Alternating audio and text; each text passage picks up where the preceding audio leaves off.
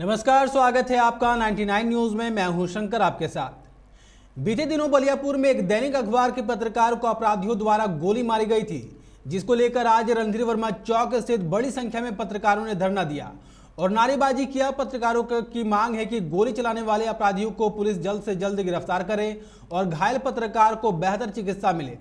इस धरना में धनबाद कांग्रेस कमेटी के अध्यक्ष संतोष सिंह भी उपस्थित रहे। उन्होंने कहा कि पत्रकार पर हमला निंदनीय घटना है। हम यहां के प्रशासन से मांग करते हैं कि अपराधियों को जल्द से जल्द गिरफ्तार किया जाए।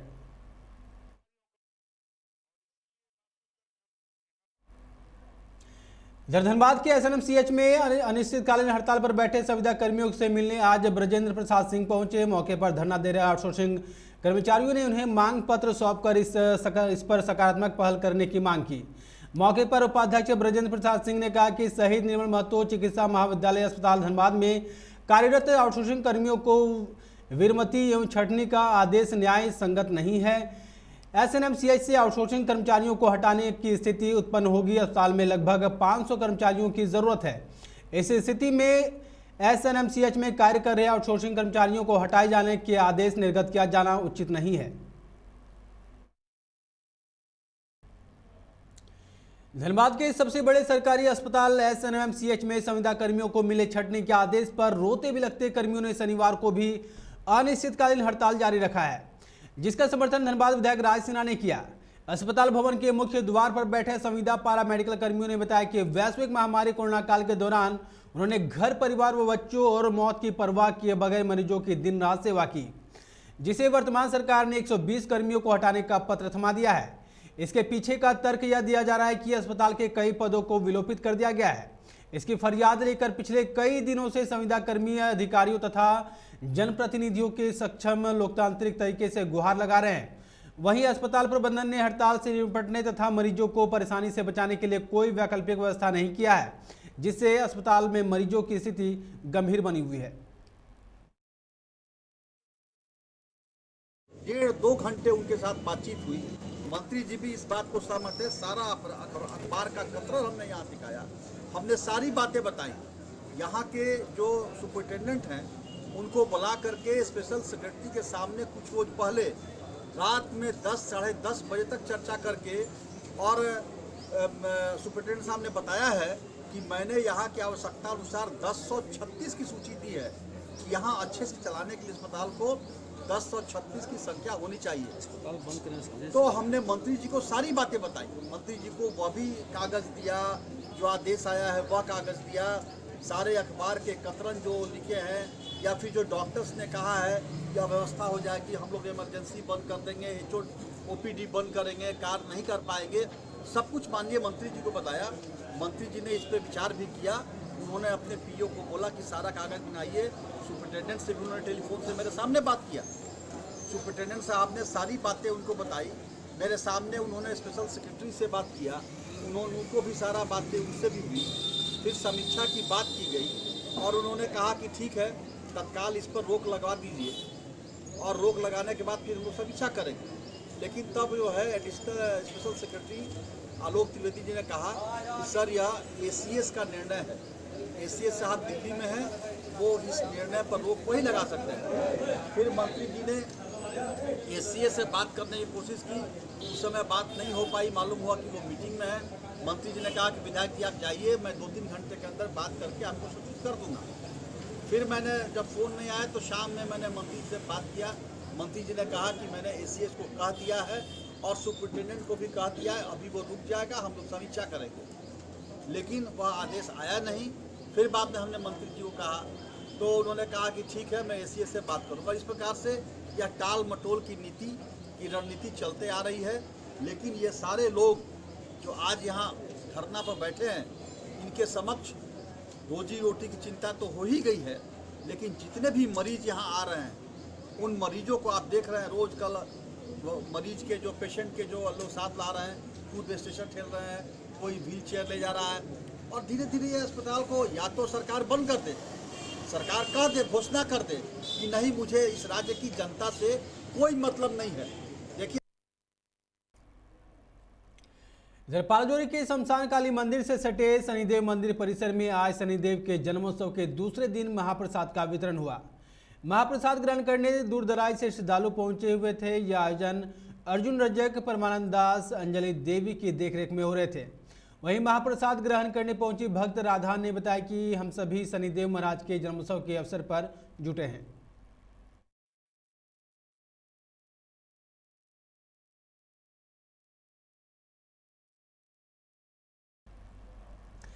झारखंड विधानसभा की अनागत प्रश्न क्रियान्वयन समिति की एक दिवसीय स्थल अध्ययन यात्रा बोकारो पहुंची, जहां जिले के विभिन्न विभागों के पदाधिकारियों के साथ बैठक की गई।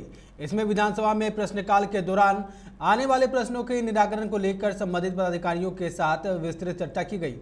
इस मौके पर उप विकास आयुक्त कीर्ति श्री, अपर नगर आयुक्त अनिल कुमार सिंह, अपर समाहर्ता सादात अनवर समेत कई उपस्थित रहे।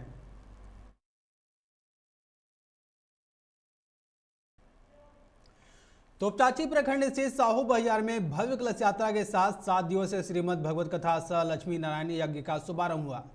कलश यात्रा बैंड बाजा, डीजे, ढोल के साथ साहू बहियार मंदिर प्रांगण से शुरू होकर तांतरी, सोनारकुली, मानटाड़ से होते हुए कतरी जोरिया पहुंची।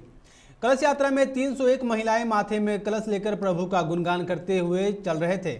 वहीं वैदिक मंत्रोच्चारण के साथ कलश में जल लेकर श्रद्धालु मंदिर प्रांगण पहुंचे। वहीं वैदिक मंत्रोच्चारण के साथ पूरा गांव में भक्ति का माहौल बना हुआ है। जगह जगह कलश यात्रा में चल रहे हजारों श्रद्धालुओं को ठंडा शरबत तथा पानी पिलाकर स्वागत किया।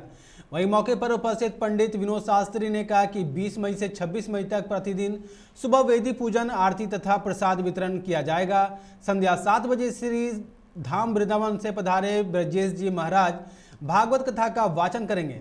वहीं 22 मई को सामूहिक उपनयन संस्कार होगा। 26 को महाभंडारा के साथ अनुष्ठान संपन्न हो जाएगा। वहीं मौके पर प्रमुख आनंद महतो, उप प्रमुख हेमलाल महतो, सांसद प्रतिनिधि सुभाष रवानी, माना पाठक, द्वारिका महतो, रणवीर चौबे, नितेश समेत कई लोग शामिल रहे।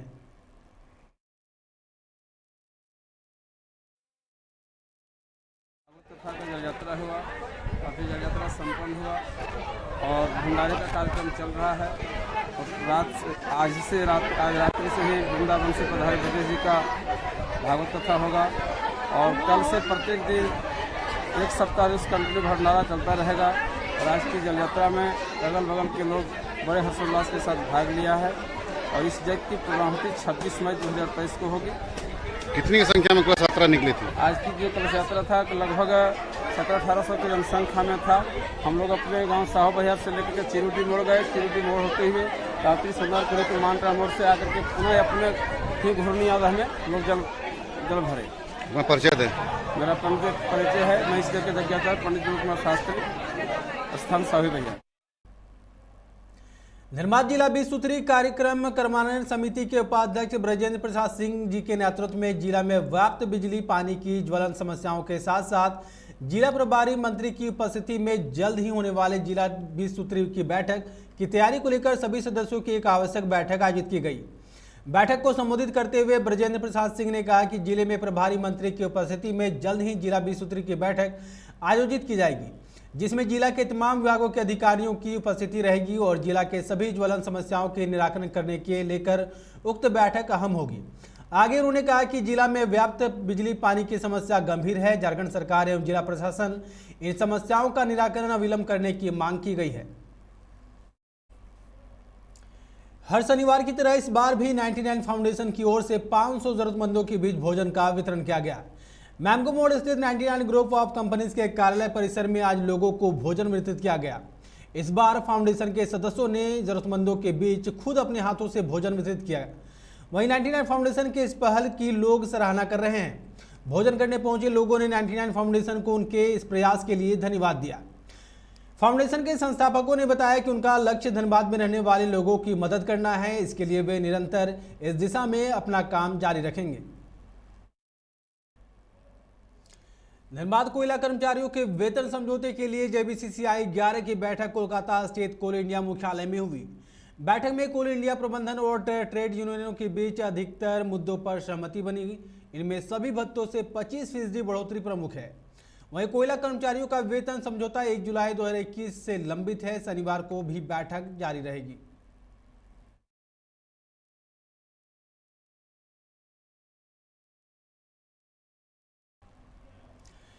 धनबाद के मनईटाड़ भोक्ता मेला बस्ती में भोक्ता मंदिर प्राण प्रतिष्ठा समिति की ओर से शनिवार को शिव मंदिर में शिवलिंग प्राण प्रतिष्ठा महोत्सव को लेकर विशाल कलश शोभा यात्रा निकाली गई। शोभा यात्रा में हजारों महिलाओं ने भाग लिया। कलश यात्रा सिंघाड़ा तालाब बैंक कॉलोनी होते हुए मनईटाड़ छठ तालाब पहुंची, जहां से कलश में जल भरकर महिलाएं झूमते गाते और बाबा महादेव के जयकारे लगाते हुए वापस भोक्ता मेला बस्ती शिव मंदिर पहुंची। आयोजक मदन महतो और दिनेश महतो ने बताया कि आयोजन शनिवार से शुरू होकर सोमवार तक चलेगा। इस दौरान देव मूर्ति पूजा, नगर भ्रमण, देव प्रतिष्ठा पूजन, अर्चना, श्रृंगार, हवन, ब्राह्मण भोज, भंडारा एवं जागरण का आयोजन किया जाएगा।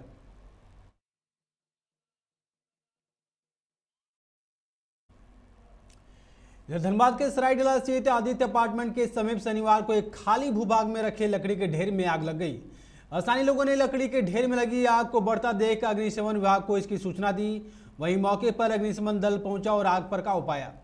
मालूम हो कि आदित्य अपार्टमेंट के समीप एक खाली पुराने जर्जर मकान को पिछले दिनों ध्वस्त कर दिया गया था, जिसमें कबाड़ बन चुके लकड़ी के ढेर को एक जगह जमा किया हुआ था। उसी ढेर में शनिवार को आग लग गई।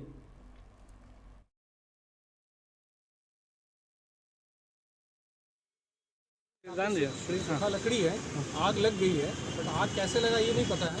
आग को बुझाना जरूरी था, कोशिश की है, फिर लास्ट को बुलाना पड़ा दमकल को। इससे पहले भी आग लगी है और बुझाना पड़ा। तो किसी का नुकसान कुछ हुआ है क्या? नुकसान हो जाता है, हमारा खुद का होता है, पूरा फ्लैट पकड़ लेता है। अच्छा, इससे पहले भी हुई। ये किसकी लापरवाही से हुई है? लापरवाही अब क्या बोला जाए, कौन कर रहे हैं, क्या कर रहे हैं नहीं समझ में आ रहा है, बट आग लग जा रही है। तो आपने आग को बुझाया यहाँ पे? जी, आपने आग को बुझाया है? हाँ, इससे पहले भी हुआ था तो हमने ही बुझाया था, फिर लास्ट में अभी भी दमकल हम ही नहीं बुलाया। अच्छा, क्या नाम? पूरा पकड़ लेता है। क्या नाम हुआ आपका? यहाँ तो तगड़ा गुजर में लगता आग लगाया होगा, इस बार हवा का संपर्क में आके बढ़ते चल गया। किस जगह पे आग लगा है? हाँ, बढ़ते हाँ आगे ये बढ़ते बढ़ते आग देख रहे हैं, यहाँ से लेकर वहाँ तक चल गया। ये तार वो जितना है सब में आग पकड़ लेता है। ये किस जगह पे आग लगा है? ये आपका आदित्य अपार्टमेंट के सामने तो फायर ब्रिगेड क्या कर रहा है? बुझा रहा है? इंडिया बैंक का रीजनल ऑफिस के बगल में। किस चीज़ में आग लगा है? लकड़ी है पूरा नीचे और अंदर भी लकड़ी था, वहाँ कचरा था, कचरा में आग लगा, वो हवा का संपर्क में आके पूरा आग फैलते चल गया। अच्छा, तो आग पर काबू पा लिया गया है? आग का काबू पाया है, अभी आए हैं ये लोग तो काम कर ही रहे हैं। क्या नाम हुआ आपका? धनबाद के दो सरकारी अस्पताल SNMCH और सदर अस्पताल का निरीक्षण करने आज रांची से आए स्वास्थ्य विभाग के संयुक्त सचिव विद्यानंद शर्मा तथा अपर सचिव अजय कुमार सिंह पहुंचे। वहीं सदर अस्पताल निरीक्षण के दौरान कई खामियां पाई गई, जिसके बाद डॉक्टर समेत कई संवेदकों को फटकार लगाई गई। निरीक्षण के दौरान गायनी वार्ड बेबी किट की लेकर जांच के दौरान लोकल प्रोडक्ट पाए जाने पर काफ़ी नाराज दिखे। प्रसूति मरीज को नाश्ता और खाना की पैकेट और नाम रजिस्टर नहीं होने पर नर्स को काफ़ी फटकार लगाए। वहीं स्वास्थ्य सचिव विद्यानंद शर्मा ने मीडिया को बताया कि सदर अस्पताल में कई खामियां देखने को मिला है, जिसकी समीक्षा की जाएगी तथा जो भी कमियां हैं उसको अतिरिक्त अवस्था पर सुदृढ़ किया जाएगा।